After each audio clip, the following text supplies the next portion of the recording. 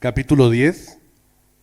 Vamos a dar, dentro de todos los que vamos a dar, estamos en el 10, recordando que en la sección de teología, donde estamos hablando sobre Dios y la realidad de Dios y de lo creado, estamos en el número 7, que son Satanás y los demonios.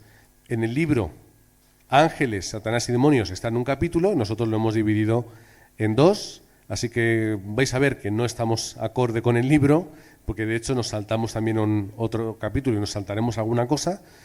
Nosotros vamos a nuestro ritmo, tomando así como referencia ese libro que nos ayuda. Por lo que vamos a adentrarnos en este tema de Satanás y los demonios, la realidad que hay en el mundo de ello, y ver cómo la palabra habla sin tapujos y sin miedo y con total naturalidad y relevancia lo que está ocurriendo en esta esfera espiritual. Ahora sí, comenzamos con esta primera diapositiva, donde Grudem lo define de esta forma. Los ángeles, o sea, los demonios son ángeles malos que pecaron contra Dios y que continuamente obran el mal en el mundo. Y de la misma forma que hablamos de ángeles, es decir, dentro de la perspectiva de lo positivo, también tenemos que hablar de aquellos en la perspectiva de lo negativo. Segunda de Pedro 2:4 lo menciona de esta forma, porque si Dios no perdonó a los ángeles que pecaron, sino que arrojándolos al infierno los entregó a prisiones de oscuridad para ser reservados al juicio. O Judas 1:6, donde dice que a los ángeles que no guardaron su dignidad, sino que abandonaron su propia morada, los ha guardado bajo oscuridad en prisiones eternas para el juicio del gran día. Ahí está la realidad espiritual y la trascendencia, o cómo se nos explica a través de la palabra quiénes son. Podemos ver que su naturaleza es esa rebelión en el mundo celestial, que la palabra de Dios nos da pequeños fogonazos de luz, pero que realmente no se explica mucho porque tampoco necesitamos entenderlo mucho, alejados de la presencia de Dios, siempre dentro de ese espíritu de orgullo, podríamos decir, ¿no? Ese estado de orgullo en el que determinaron, al igual que Satanás, principalmente alejarse de Dios, en contra de él, para enaltecerse a sí mismos. En segundo lugar, encontramos a Satanás como ese gran jefe de los demonios. Vamos a pasarlo un poco rápido. Se le menciona también Satán como nombre propio, que quiere decir adversario y acusador desde el Antiguo Testamento. Se le mencionan con todos estos nombres y referencias: el diablo, el serpiente, Belcebú, príncipe de este mundo, el que gobierna las tinieblas, el maligno, muchas formas de mencionarle y de llamarle, pero realmente hablamos de la misma persona o del mismo ser, estamos mencionándolo. Tenemos ahí esas referencias para que luego en casa las podamos estar buscando. Si no os da tiempo a tomar ahora todas las referencias, Clara, no te preocupes, porque luego esto, como está en YouTube, pues paramos y lo podemos ir tomando. Yo lo que hago, cuando estoy escuchando un mensaje del pastor y no me da tiempo, dejo los huecos y luego ya reviso en YouTube o más tarde. Así que simplemente es para entender cuáles son las formas en las que se llama. 3. ¿Cuál es la actividad de ellos? Esto sí requiere un poquito más de tiempo. Aquí sí que nos vamos a parar un poquito más. Para entender, primero, la actividad de Satanás y los demonios, empezamos con que Satanás originó el pecado. Dice Juan 8:44 que él es homicida desde el principio. Y desde el principio, ya como hemos visto, se le menciona como esa serpiente, como de esa forma en la que a través de la mentira y del engaño y de la manipulación al ser humano nos hizo caer en pecado, separarnos de Dios, y es lo que continúa haciendo hasta ahora. Tienta a pecar, en segundo lugar. Lo vimos en Génesis 3, a través de Adán y Eva, y en Mateo 16:23, cuando el Señor le dice a Pedro: aléjate de mí, Satanás. Es decir, no me tientes, porque es lo que Satanás hace. Es decir, Jesús utiliza esa expresión porque es lo normal en cuanto a la perspectiva y a la obra de Satanás. Mateo 4, que lo vamos a mencionar también un poco después, ahí está la tentación de Satanás al propio Jesús. Tentación siempre a pecar, a caer en esa separación y en obrar el mal. Se opone a y trata de destruir toda obra de Dios, empezando por la bendición y la forma original del ser humano. ¿Qué es lo que Satanás hace? Vamos a destruir la bendición de Dios al ser humano principal y absoluta, que está en Génesis 3. Vamos a intentar hacer fracasar al Mesías, Mateo 4, a través de la tentación, porque si el Señor hubiese sucumbido a la tentación, ya no hubiese podido salvar, no sería el Cristo. Hablan y obra a través de mentiras, homicidios, engaños, artimañas, como dice Efesios 6, ciega a las personas, se habla de tentaciones, es decir, muchas formas en las que Satanás trabaja. Y ponemos etcétera porque obviamente si nos ponemos a pensar sacamos mucho de sus medios. Y también, ¿qué es lo que va a hacer? Va a fomentar la duda, la culpa, el temor, la confusión, la enfermedad, la envidia de las personas. Es lo que él hace. Entonces, a través de los medios y de fomentar todo esto, es como él hace su obra. Como él quiere separarnos de la voluntad de Dios. Como él quiere separarnos de disfrutar y de ser felices en Cristo. Y que el gozo que hoy hemos estado hablando, que hablamos la semana pasada y hablaremos la semana que viene, no sea una realidad. Esto es lo que él va a utilizar. 4. Pero todo lo que él hace, y aquí llega el punto importante, está limitado bajo el poder de Dios. Todo está limitado. Si recordamos a Job, ese libro tan particular de la Biblia, dice en el principio que el Señor permitió a Satanás tocar a Job. Permitió. ¿Qué quiere decir?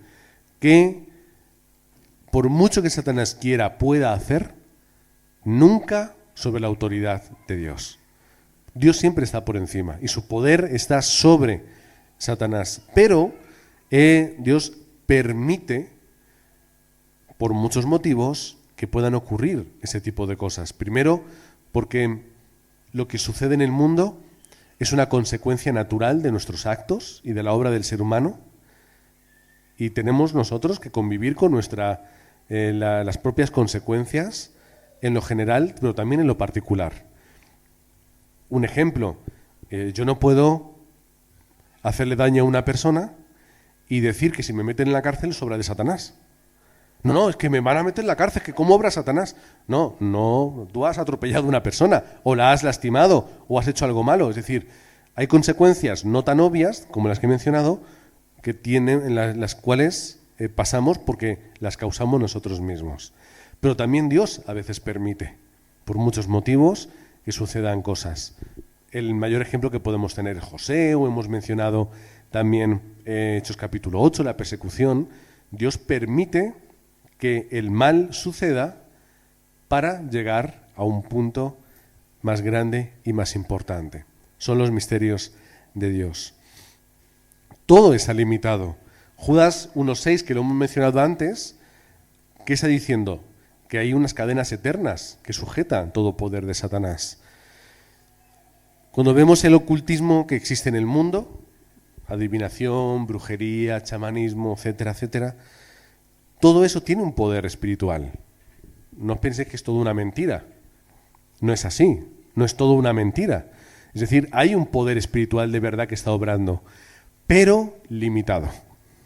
No es un poder ilimitado. No es un poder absoluto. Dios sí es ilimitado y su poder sí puede con todo. Y puede obrar de cualquier forma, pero también tenemos que entender que estamos en un mundo donde suceden muchas cosas y el ocultismo y la brujería tiene un impacto de verdad en las personas.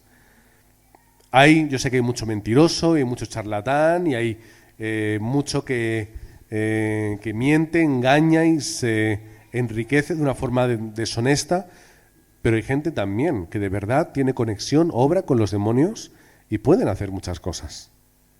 Y eso existe en el mundo. No vamos a poner ejemplos, que ya lo hemos puesto muchas veces, pero sí entender esta parte, que donde la obra de Satanás es limitada, la obra de Dios es ilimitada. Por lo que siempre nosotros estamos del lado de la victoria. Y finalmente Santiago 4:7 nos habla la palabra, no solamente en Santiago, sino también en otros sitios, donde nos dice que tenemos el poder nosotros, obviamente estando en Cristo, por el contexto, de resistir al diablo. Por lo que todo esto que vemos aquí, que Satanás pueda obrar en nuestra vida no es una excusa para que nosotros, ya no tengo culpa. No, yo hice mal porque me engañó. No, tenemos nosotros la autoridad y el poder como hijos de Dios y como, estando en Cristo, de resistir esa obra de Satanás y resistir el poder del diablo. Ahora, entendiendo que existe y que es algo normal y natural, la pregunta sería, ¿cómo lidiamos con ello? ¿Cómo lidiamos con la realidad espiritual y con la obra de Satanás y de los demonios en nuestro mundo? Pues primero tenemos que entender que están activos hoy. Están activos hoy. Por un malentendido, de esos que parecen irreales pero que existen, la pastora Pilar, que ya está en la presencia del Señor, hablando con mi madre, se la puso muy de cerca y dijo, mira qué cerca estamos, no hay espacio casi entre nosotras. Dice, pues aún entre nosotras, aquí, hay demonios que intentan separarnos. Es decir, la obra de Satanás está en desunir a la Iglesia, en interponerse en la unidad y sobre todo que no escuchemos y que no vivamos por el Evangelio. No lo vemos, pero están activos. No lo percibo, pero está ocurriendo. Y en mi vida intentan obrar para que yo no esté disfrutando de Cristo. Cuando leemos el Nuevo Testamento, ¿no vemos a demonios? ¿Cuántas veces Jesús sanó a demoniados y endemoniadas? ¿Cuántas veces se menciona que donde el Señor iba sanando a los enfermos, bla, bla, bla, bla, y a los endemoniados? ¿Cuántas veces no se menciona eso de Pedro y de Pablo? Vamos a ver ejemplos. Sí, pero eso es el Nuevo Testamento. Es que nosotros estamos en el Nuevo Testamento. Es decir, nosotros somos la continuación del Nuevo. No cambia nada. Es decir, el último punto y final de Apocalipsis no es un punto final, es un punto y aparte donde nosotros estamos. Por lo tanto, estamos en el mismo plano. Estamos en el mismo plano que en el Nuevo Testamento. Por lo tanto, la misma realidad espiritual de entonces lo es ahora. 2. No todo lo que ocurre, como hemos visto antes un poquito, es su culpa, ¿vale? Que a veces tendemos a echarle la culpa de todo. Es que Satanás me ha traído un espíritu de vaguería y de cansancio y no me apetece. No, pues muchas veces es que es nuestra responsabilidad. Es que si te acuestas a las 3 de la mañana, es que no es que tengas un espíritu es que estás cansado porque no has dormido bien. Es normal. Cuando alguien tiene una mala noche, pues luego por la mañana Miri no está fresca. No porque Satanás la quiera, no, porque son cosas normales y naturales. En lo que sucede de una forma natural, pero también de lo que yo hago. Es decir, tenemos responsabilidad en lo que ocurre en mi vida y también de permitir cómo Satanás trabaja y no trabaja. Por lo que, si recordamos cómo Satanás trabaja, también nosotros tenemos que ser inteligentes y no permitirle hacerlo. Tenemos que ser inteligentes. En tercer lugar, saber la diferencia entre estar endemoniados e influenciados. Aquí en el mundo evangélico, pues hay disparidad de opiniones. Hay gente que sí creen que un creyente puede ser endemoniado y puede tener ese problema. Hay veces donde hay creyentes que piensan que no, y ahí discuten teológicamente y bíblicamente, por lo que nosotros pues podemos distinguir entre una persona endemoniada es alguien que no tiene a Cristo y por lo tanto puede haber una influencia mayor, y luego entender que puede haber creyentes que puedan ser influenciados, que en algún momento, en circunstancias siempre temporales, puedan vivir ese momento en el que Satanás, por causa del pecado, pueda engañar, movilizar y hacer muchas de sus obras. Así que, para no enredarnos con el detalle, entendemos el general. Y es que Satanás obra y trabaja en la vida de las personas. Y la forma en lo que hace es a través del pecado.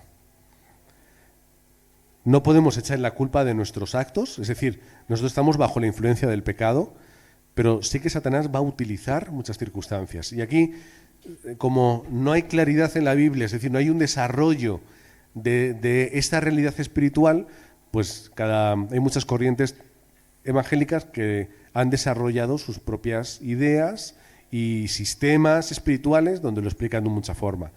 La liberación espiritual, el modelo de las no sé qué, de las 7 puertas, creo que era, y muchas otras formas que los pastores os pueden contar porque ellos sí que tomaron un tiempo en sus vidas donde estuvieron aprendiendo y desarrollando también estas ideas y ejerciéndolas en las personas.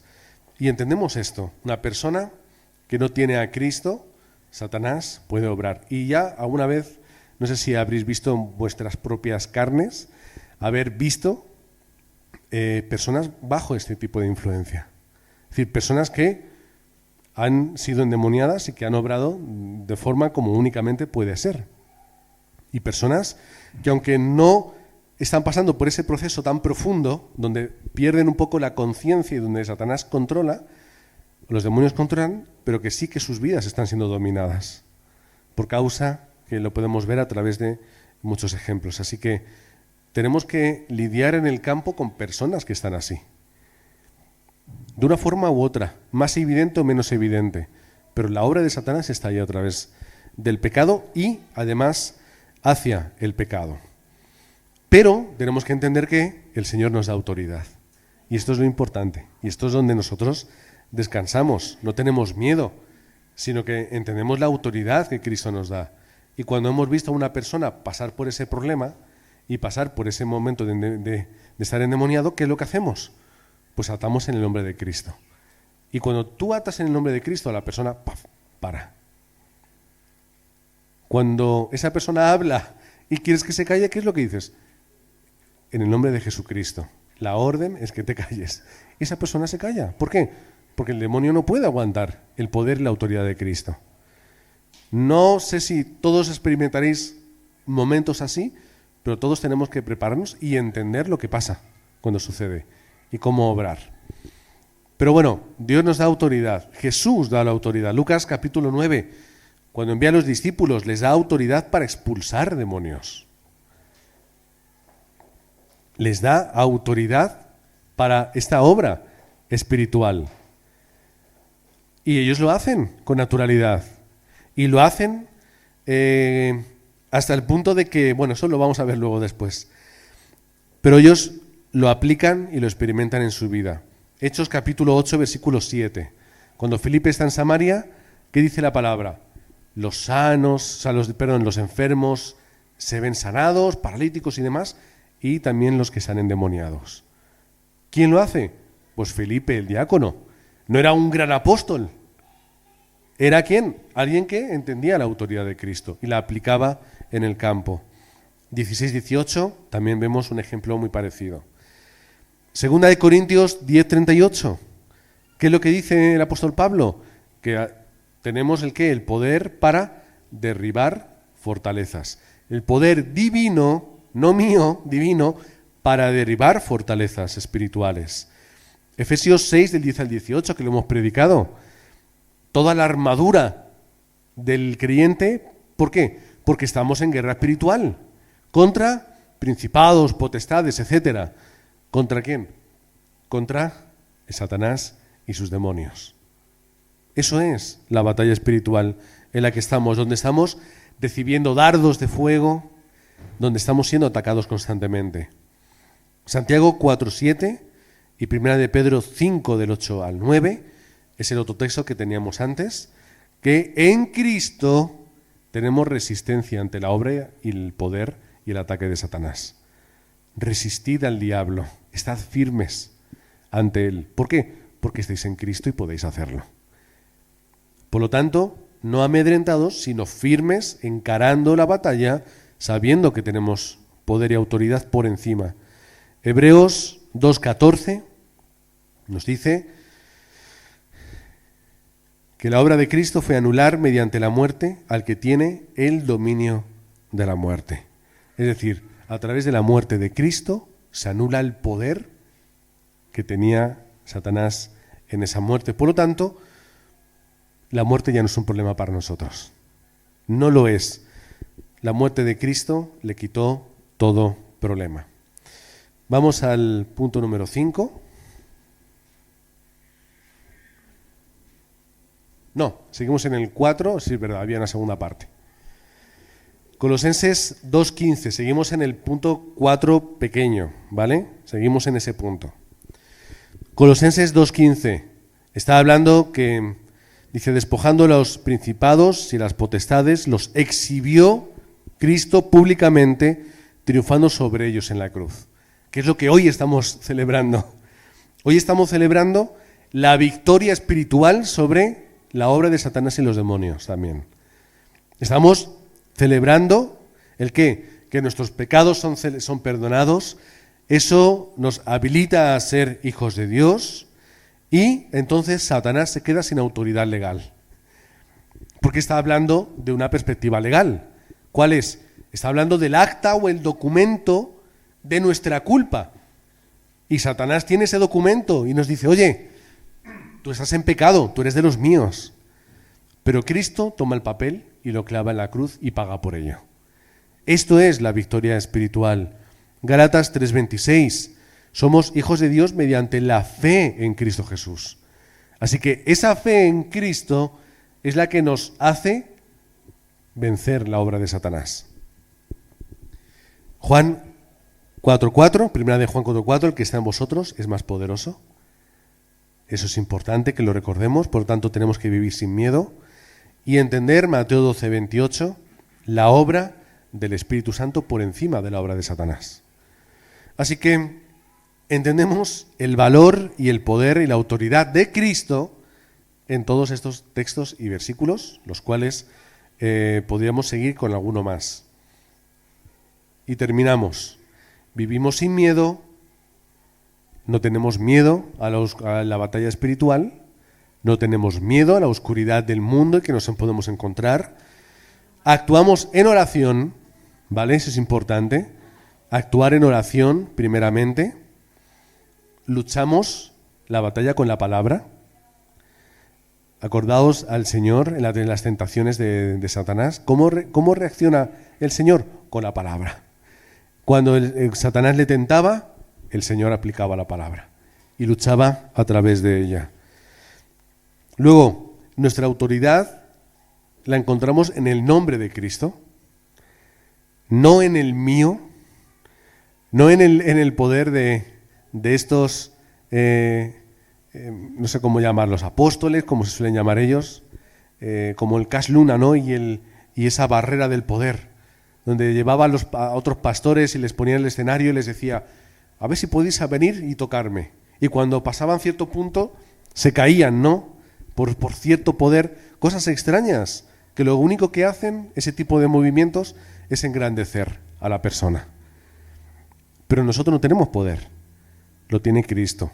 Así que si yo tengo autoridad, es la que el Señor me da. Entendamos esto.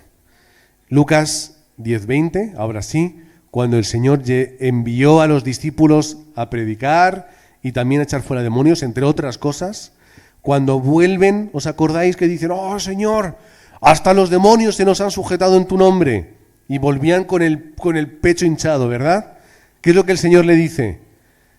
El verdadero gozo, ¿cuál es? Vuestra salvación. Así que relajaos, relajaos, y si tenéis que estar felices es porque sois salvos en mí, no por lo que vosotros hacéis y conseguís y habéis hecho. No, es ese el valor realmente.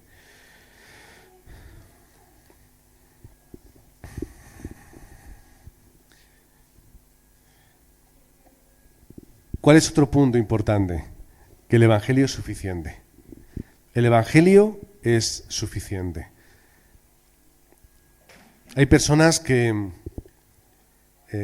han tomado la determinación en momentos de su vida de hacer un un enfrentamiento cara a cara contra Satanás, y van a lugares donde ellos saben que y van y oran y hacen batalla espiritual, y lo que les ha sucedido en sus vidas ha sido muy complicado.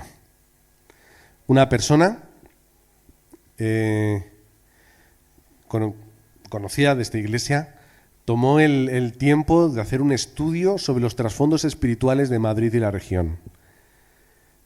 Y empezó a hacer ese estudio y sacar cosas. Y llegó el punto en el que hasta los pájaros se reventaban contra los cristales de la pared de su casa. Hasta ese punto, ¿no? Satanás se revuelve. Hasta el punto en el que cuando un creyente entra en un lugar y ora y de verdad no hace falta que vocifere en público, sino que simplemente orando en el interior suceden cosas. A veces hay esa batalla espiritual que se ve reflejada también en la respuesta de las personas. Satanás, cuando lo desenmascaras, obra de una forma agresiva. Pero tenemos que entender que el Evangelio es suficiente. No hace falta ir a luchar en contra. ¿Cómo vamos a luchar en contra de alguien que ya está vencido? Lo que vamos a hacer es transmitir esa realidad. Así que nuestra posición no es la de hay que luchar contra Satanás y vencerlo. No, si ya lo está. Por lo tanto, mi labor y ministerio es la de transmitir que Jesús es el Cristo. Él ya está vencido, yo le ignoro. Yo me centro en la luz. ¿Qué provocaba el ministerio de Jesús? Sanidad espiritual. El mero hecho de llegar, de predicar ya la gente era sanada. Es decir, ya hay respuesta cuando se habla, se predica y se establece el Evangelio. No tengo yo que ir a cada persona a expulsar a los demonios, no. La obra de Cristo y del Espíritu Santo limpia al ser humano. No tengo que encontrarme en esa faceta, porque los pastores os lo pueden contar. A personas que se les hacía sanidad interior, se les practicaba un exorcismo de toda la vida, hablando de una forma muy llana. ¿Qué sucedía? Que al cabo del tiempo hay pastores que otra vez tengo estos problemas, es que otra vez estoy igual, es que otra vez he caído en lo mismo, es que otra vez tenemos que pasar por el mismo proceso, el mismo tiempo, la misma oración, el mismo exorcismo, los mismos problemas. Todo igual, ¿para qué? Para nada. Establece el Evangelio en tu vida. Establece el nombre de Cristo y ya el Espíritu Santo se va a dedicar a limpiar y a sacar lo que no tenga que estar en tu vida, en la vida de los creyentes, de los discípulos en el campo y de la región. Satanás huye de la luz. Ya está, enciende luz, punto. El Evangelio es suficiente. Siguiente texto. La predicación del obrero tiene poder. ¿Cuándo? Pues ya lo hemos hablado. Cuando Felipe predicaba el Evangelio. Suficiente, ya está. Es que no había que hacer mucho más. Predicando que Jesús es el Cristo, la gente ya recibía respuesta. ¿Cuál tiene que ser mi ocupación? Predica el mensaje. Esa es la batalla espiritual que nosotros tenemos que hacer. Predicar el nombre de Jesucristo. Más allá de esto, pues no hay mucho más que hacer. Ya es suficiente.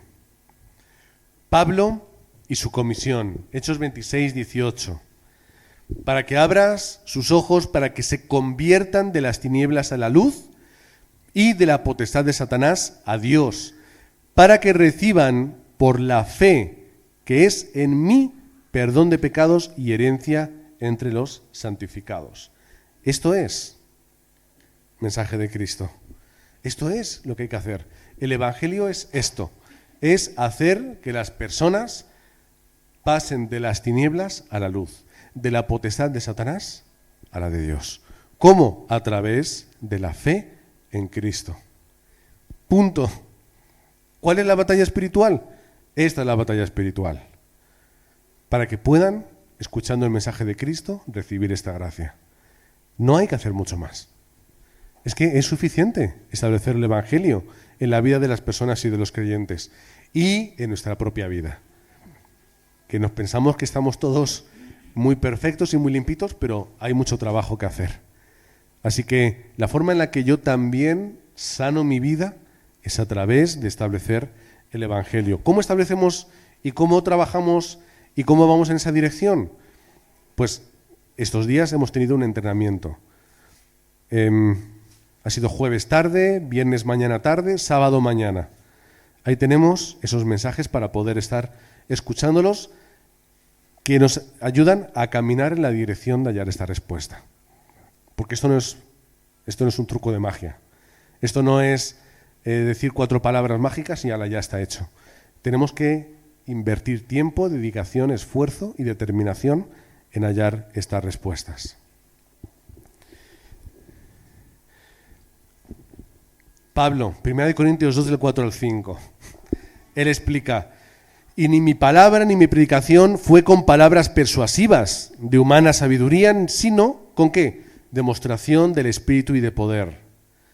¿Para qué? Para que ellos creyeran no por la capacidad maravillosa y fantástica de Pablo, sino porque Dios estaba obrando con poder. ¿Qué quiere decir? Que Pablo o nosotros y nuestra torpeza no son un impedimento para la batalla espiritual, sino que Dios utiliza a lo torpe y a lo que a veces no puede estar muy acertado para obrar de esta forma. Así que nosotros podemos hacer esta batalla espiritual a pesar de donde nos encontremos, cómo seamos y un largo etcétera. Y finalmente, entender que tenemos triunfo en el campo. El texto que siempre leemos. Pero para esto apareció el Hijo de Dios, para deshacer las obras del diablo. Por lo tanto, en Cristo tenemos victoria. Esto es lo que hizo el Hijo de Dios, deshacer las obras del diablo. Y para terminar, ponemos un ejemplo completo. Pablo comenzando con Bernabé y con Juan Marcos, su primer viaje misionero. Primer viaje. Recordamos que Pablo, desde que se convirtió a ese punto, pasaron años.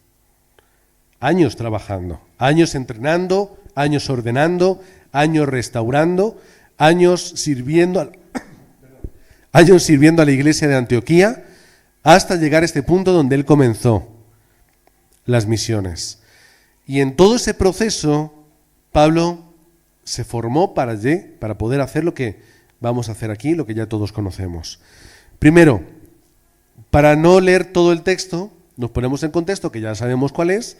Pablo llega a Chipre, que por cierto, casa de Bernabé, lugar de Bernabé, y primero, enviados por el Espíritu Santo a Chipre.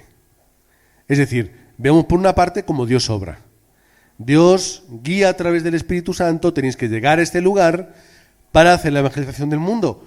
¿Por qué tenemos que llegar aquí? Porque hay un plan. Ahora, vamos a ver cuál es el plan. Llegar, lo podemos ver en el tercer punto, llegar a Sergio Paulo, que era el gobernador de aquella región, gobernador romano, puesto por el mismo Senado romano para encargarse de aquella región. Y ese era el plan de Dios a través del Espíritu Santo. Tenéis que llegar a hablar a este hombre. Bien, ¿surgen problemas? Sí. Punto número 2. Ese tal Bar Jesús, hijo de Jesús, como se traduce, porque sabéis que la forma hebreica es así, Bar Jesús, hijo de Jesús o de Josué, porque Jesús y Josué son el mismo nombre, por si no lo sabíais, que ya lo mencionamos, era un hechicero y falso profeta judío. Es decir, era un falso profeta judío.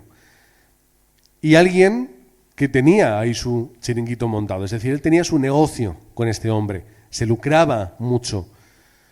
¿Qué sucede? Cuando este hechicero y falso profeta vio que venían los hijos de Dios, le entró miedo. ¿Y qué es lo que hizo?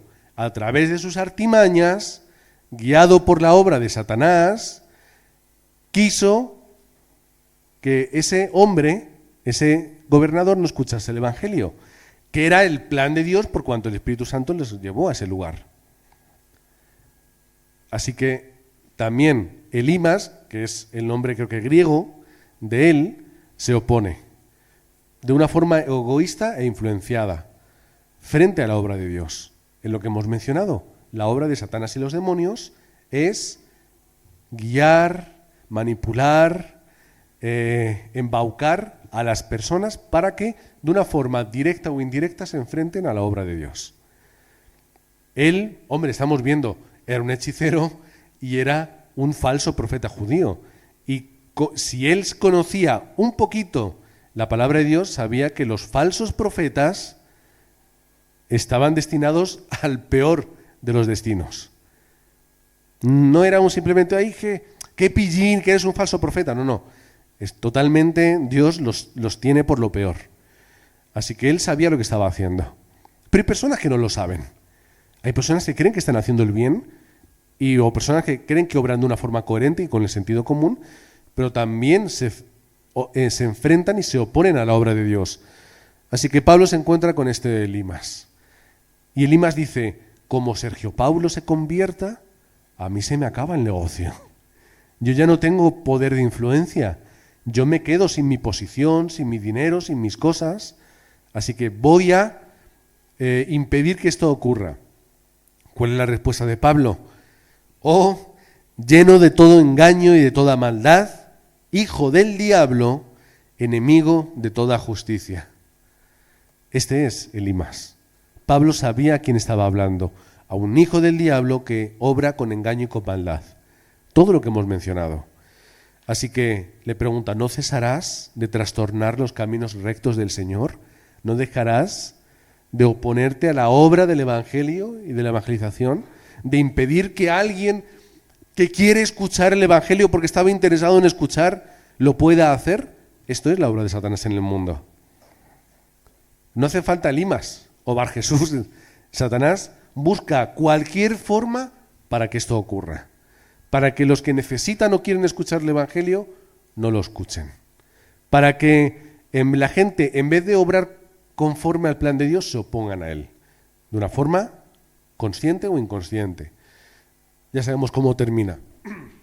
Pablo ora, habla y determina con el poder, la autoridad de Cristo. Dios obra y Sergio Paulo cree. Cuando se ve, se desenmascara y se obra con el poder y la autoridad en la predicación del Evangelio, Dios obra. Porque al final, ¿cuál es la finalidad? Esta, que la gente crea. No hacer la batalla espiritual y contar un demonio menos. Mira, ya hemos ganado a este. No, no. Lo importante no es el Bar Jesús. Lo importante es aquel que Dios quiere que sea encontrado, predicado y llevado a su presencia. ¿Por qué? Porque es conforme a la guía del Espíritu Santo. Es decir, es el plan de Dios. Así que Dios determina, Dios guía y Dios obra. ¿Nosotros qué somos? Actores secundarios. Somos herramientas. Y esta es la obra y la labor que nosotros hacemos en el campo. Por lo tanto, que podamos nosotros también, siempre tengo que mirar por si acaso.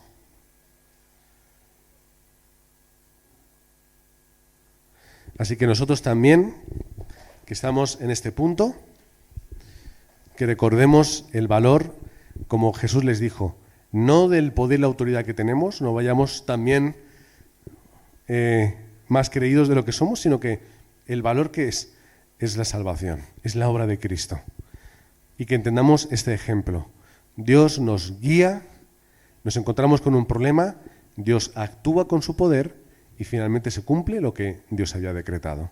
Así que nuestra vida pueda ser así, entendiendo que si nosotros somos guiados, Dios obrará y obrará su respuesta. Pero sin miedo, sin temor, sino con seguridad y estando atentos a la obra espiritual que hay a nuestro alrededor.